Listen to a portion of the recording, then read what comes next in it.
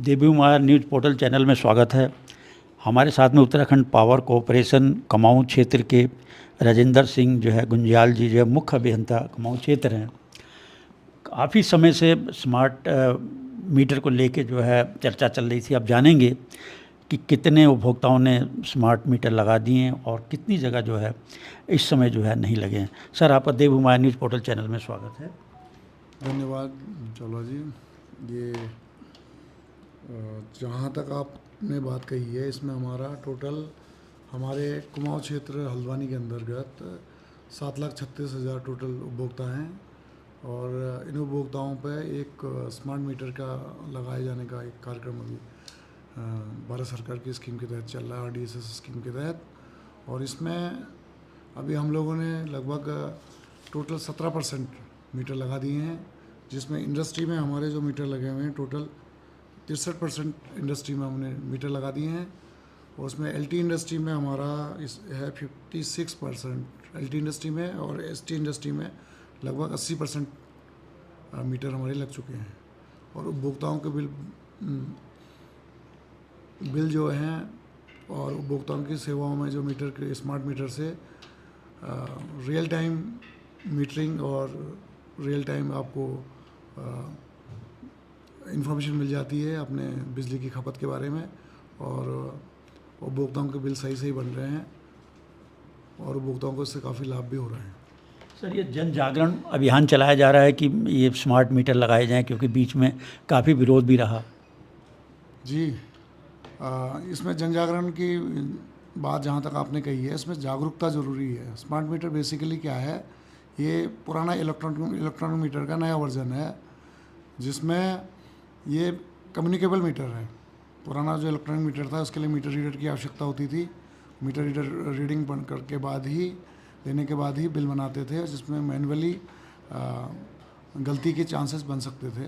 लेकिन smart meter में क्या है कि ये एक तरह से फ़ोन से रिलेटेड ही चीज़ें है। इसमें मीटर कम्युनिकेबल है, डायरेक्ट सर्वर को अपनी रीडिंग भेजेगा महीने के लास्ट डेट को 00 आवर्स पे कि रीडिंग जो भी होगी रीडिंग होगी वो डिटेल्स वहाँ भेजेगा, और सर्वर के थ्रू बिल बनेंगे, और बिल बनते ही उपभोक्ता के मोबाइल में उसकी बिल की डिटेल्स आ जाएंगी। और उपभोक्ता को ये पता लग जाएगा मेरा बिल सही बन रहा है, उसी समय वो अपने स्मार्टफोन या किसी भी इलेक्ट्रॉनिक माध्यम के द्वारा उपभोक्ताओं का बिल जमा कर सकता है।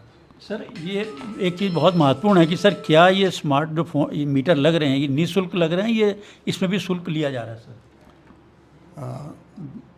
स्मार्ट मीटर में कोई शुल्क नहीं लिया जा रहा है और स्मार्ट मीटर निःशुल्क लगा जा रहे हैं, और ये बेसिकली उपभोक्ताओं की सुविधाओं के लिए ही लगाए जा रहे हैं, जिससे कि उपभोक्ताओं का बिल रियल टाइम पे उपभोक्ताओं को बिजली से संबंधित सूचनाएं मिल सकें और सही सही बिल उनको मिल सके। सर, इस बार गर्मियों में सर क्या स्थिति रही विद्युत की? सर, अभी काफ़ी परेशानी हुई या इस बार नॉर्मल रहा सर? ये इस बार जहाँ तक मौसम ने भी साथ दिया, और इस समय जो है बिजली की डिमांड भी मौसम के हिसाब से काफ़ी कम रही, तो इस तरह से हमारे इस बार बिजली की कोई भी रोस्टरिंग या किसी भी तरह की दिक्कत का कोई सामना नहीं करना पड़ा, और उपभोक्ताओं को जितना संभव हो सका हमारी तरफ से, हमारे विभाग की तरफ से सहूलियत देने की कोशिश की गई। और ज़रूरी ब्रेकडाउन्स या जो शटडाउन्स होते हैं या मौसम जनित ऑब्स्ट्रक्शन के तहत मौसम की वजह से कुछ अगर ब्रेकडाउन हुए हैं तो उसी में विद्युत बाधा रही। अदरवाइज़ पूरी बिजली 24 घंटे और पूरा महीना गर्मियों के टाइम पे मिला। सर, ये अब वसूली अभियान पे आ जाते हैं। सर, ये बड़े विभागों में जानकारी मिले कि बहुत ज़्यादा वसूली जो है बकाया है, क्या इनके खिलाफ भी कार्रवाई होगी? कितना बकाया मानते हैं कि विभागों में है? जहाँ तक विभागों की बात है, हमारे पास जो सरकारी विभाग हैं जिसमें जल संस्थान, जल निगम और लघु डाल और STW स्टेट ट्यूबवेल जो पानी के हमारे वो हैं, वो हमारे सरकारी बिलों में आते हैं। तो उनमें हमारे WMCR के थ्रू, कहने का मतलब है कि विभाग जो है सीधे उनके विभाग से यहाँ वेरीफाइड बिल के अगेंस्ट में पैसे लेती हैं, तो उसमें कुछ एरियर्स दिखते हैं, उनका समाधान अभी हमारा मैनेजमेंट और उनका मैनेजमेंट मिलके करने जा रहा है। तो इस तरह से कुछ विभाग जो हैं, जो सरकारी दफ्तर हैं और चीज़ें हैं, उनमें थोड़ा सा रहता है। तो इस समय सरकार ने भी ऐसी व्यवस्था कर रखी है कि बिलों का भुगतान टाइम से हो रहा है। जी सर, ये चोरी रोकने के लिए कितने इस बार केस आए इस साल, कोई जानकारी है सर? चोरी रोकने के लिए हमारे पास एक विद्युत विभाग की एक विजिलेंस की टीम है, जिसमें कुमाऊं क्षेत्र के लिए एक एसडीओ जेई और रुद्रपुर क्षेत्र के लिए एक एसडीओ जेई छापेमारी की कार्रवाई की जाती है और इस तरह से वो अपना असेसमेंट करके विभाग को लाभ पहुंचाते हैं। और जहां तक नंबर की बात है, वो मैं उनसे रिकॉर्ड, क्योंकि वो अलग डिपार्टमेंट होता है, तो उससे लेकर के मैं आपको बता पाऊँगा। सर, ये जो बड़े ट्रांसफार्मर या बड़ा प्रोजेक्ट कुमाऊं में और कहीं लगने की कहीं प्रस्तावित है सर? जी, कुमाऊं में जहाँ तक हमारा ये पूरा कुमाऊं क्षेत्र है, उसमें हमारे बिजली विभाग के रुद्रपुर जोन और हल्द्वानी जोन 2 आते हैं। उसमें हमारा एक बड़ा प्रोजेक्ट पिछले वर्ष बरम सब स्टेशन बना है, जो कि पिटकुल के द्वारा बनाया गया है, जिससे पिथौरागढ़ ज़िले के दूर दराज के क्षेत्रों में बिजली की गुणवत्तापूर्वक बिजली उपलब्ध होने का काम हुआ है। और साथ में अभी दौलाखेड़ा में हमारा 132 प्रस्तावित है और वहाँ भी अभी काम चल रहा है, और जैसे बनता है तो हल्द्वानी की जनता को उससे बहुत फ़ायदा मिलेगा।